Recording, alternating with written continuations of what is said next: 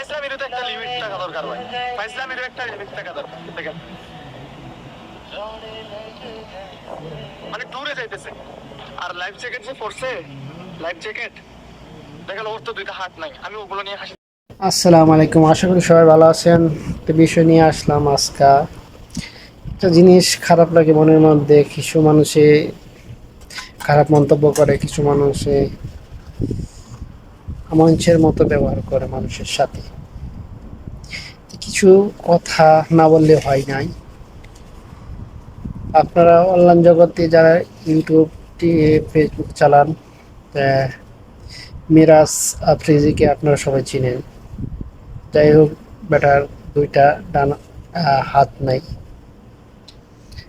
দুইটা হাত নাই বেটার।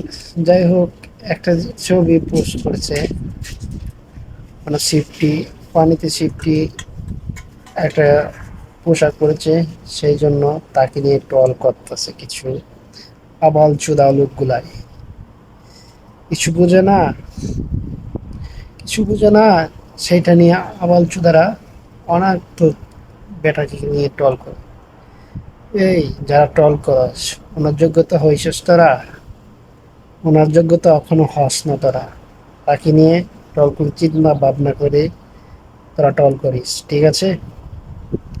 যে ব্যক্তি দুইটা হাত নেয়, সেই ব্যক্তি আল্লাহর রহমতে সেই লোকটা কতটুকু আগে আসছে।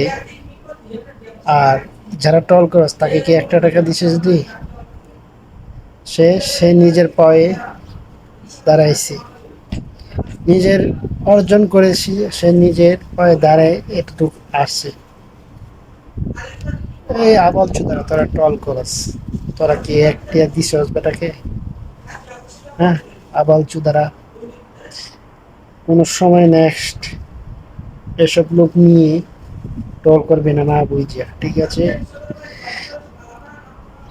মিরাজ আফ্রিদি আসলেই একজন অসহায় লোক হিসাবে সেই লোক আছে, সেই লোক ছাড়া তো হ্যাঁ সেই এখানে আসে না। সেই লোক নিয়েই ফেনী যাক আর কুমিল্লা যাক, অনেক অসহায় মানুষের কাছে সে দাঁড়াচ্ছে।